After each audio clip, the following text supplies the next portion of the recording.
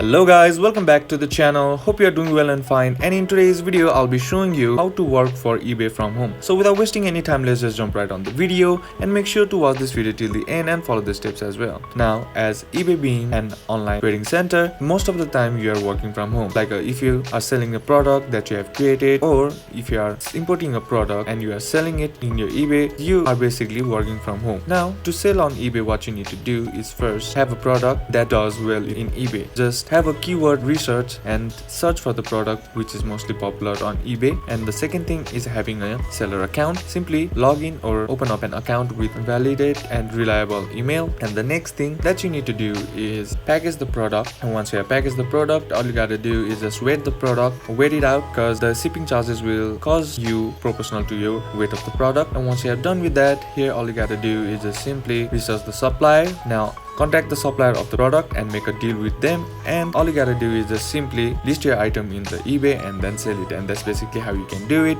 And that's it for today's video, guys. Hope this video was useful to you. Leave a like if it did, comment down below what the next video should be on, consider subbing to the channel. Thank you for watching. Bye bye.